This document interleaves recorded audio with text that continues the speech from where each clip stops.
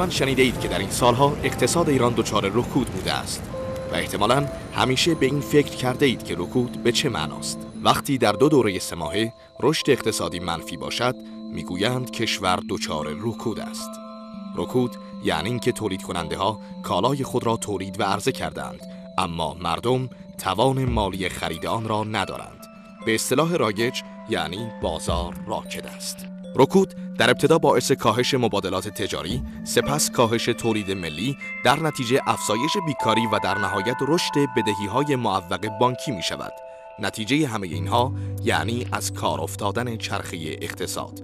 ادامه رکود به معنی رفتن کشور به سمت فاجعه و هرج و مرج اقتصادی است، چیزی که در چند سال گذشته مردم را به شدت تحت فشار قرار داد. کمی ساده تر توضیح دهیم. وقتی رکود حاکم شود و تولید کننده نتواند کالاهای خود را بفروشد، مجبور است که کارگران خود را اخراج کند و با ادامه رکود در نهایت کارخانه خود را تعطیل کند که این یعنی افزایش بیکاری. وقتی تولید کننده و کارگر هر دو بیکار شوند، توانایی پرداخت اقساط وام‌ها و بدهی‌های خود را ندارند و این یعنی افزایش بدهی‌های بانکی و آسیب دیدن سیستم بانکی کشور. چیزی شبیه به سکته قلبی که گردش خون را در بدن متوقف می‌کند. اینها آسیب‌های جدی رکود است. اما این سوال به وجود می‌آید که بیماری رکود از چه زمانی به اقتصاد ایران رسید؟ سال 1384 محمود احمدی نژاد توانست رئیس جمهور ایران شود و کابینه او سیاست‌های اقتصادی متفاوتی را در پیش گرفتند. 3 سال بعد بحث هدفمندی یارانه‌ها آغاز شد. اما مدیریت نادرست این طرح ملی فضای اقتصاد را به هم ریخت و تولید و بازار را آشفته کرد. هرچند این آشفتگی اولیه با توجه به رشد درآمدهای نفتی بلافاصله ایجاد رکود نکرد، اما حتی قبل از آغاز هدفمندی یارانه‌ها، شاخصهای اقتصادی آغاز دوران رکود را هشدار می‌دادند. از جمله روند رو به رشد چک‌های برگشتی. در این دوران رشد اقتصادی و تولید ناخالص ملی کاهش پیدا کرد. جالب است که بگوییم کشورها معمولاً در شرایط بحرانی دچار رکود می‌شوند. مثلا در زمان جنگ، شیوع بیماری‌های همه‌گیر و بحران‌های اجتماعی، بلایای طبیعی مثل سیل و زلزله. اما ایران در شرایطی دچار رکود و رشد منفی شد که دولت وقت پردرآمدترین دولت تاریخ ایران در فروش نفت بود. آن هم بدترین نوع رکود، یعنی رکود تورمی، به معنای افزایش بیوقفه قیمت‌ها همزمان با توقف چرخه‌های تولید. نفت در سال اول دولت محمود احمدی نژاد حدود $30 بود، ولی در عرض 4 سال به $100 رسید. این یعنی سالی به طور متوسط $80 میلیارد درآمد نفتی. اما چرا این پولها به کمک اقتصاد ایران نیامد و چه شد؟ کارشناسان اقتصادی همزمانی 3 عامل تحریم، اجرای هدفمندی یارانه‌ها و تشدید سوء مدیریت را دلایل اصلی رکود می‌دانند.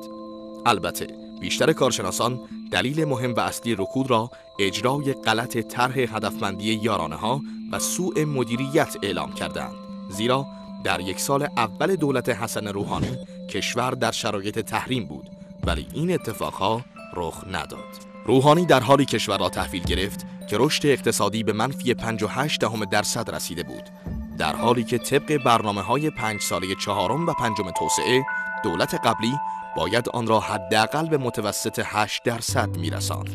وقتی رشد اقتصادی منفی است، یعنی اقتصاد در حال کوچک شدن است. در زبان عامه مردم به این شرایط میگویند از جیب خوردن. تولید کنندگان و سرمایه گذاران در این سالها نمی توانستند معاملات اقتصادی بزرگی داشته باشند و کسب و کار خود را گسترش دهند و کسی نمی توانست سرمایه گذاری جدیدی را آغاز کند، چون از سرنوشت آن مطمئن نبود و فعالان اقتصادی حتی برای کوچکترین معاملات هم از قبول اسناد مدتدار سر باز می زدند و تنها شکل غالب معاملات پول نقد بود. دولت جدید باید یک اقتصاد بیمار را نجات میداد. اما آیا این کار شدنی بود؟ معمولا وقتی کشوری دچار رکود است و مشتری کالاها کم شده، قیمتها کاهش پیدا می کند. ولی در ایران این گونه نبود. و با آنکه مشتری وجود نداشت قیمت‌ها روز به روز افزایش پیدا می‌کرد. یعنی اقتصاد هم رکود داشت و هم تورم بالا. این یعنی دو فاجعه همزمان. در شرایط عادی دولت جدید یک راه داشت: یا باید تورم را کاهش میداد یا اینکه کشور را از رکود نجات میداد، چون به دلیل منابع کم باقی مانده نمیتوانست هر دو کار را با هم انجام دهد. دولت برای جلوگیری از فشار اقتصادی به طبقه متوسط و ضعیف جامعه مهار تورم را انتخاب کرد. پس بانک مرکزی انتشار بی‌رویه پول را مهار و در 7 ماهه اول دولت 18.5% کم کرد. از طرف دیگر دولت مجبور شد برای جبران فشار ناشی از کاهش تولید داخلی در شرایط رکود تن به ادامه روند وارداتی بدهد که در سالهای قبل صرف واردات کالاهای مصرفی و لوکس میشد.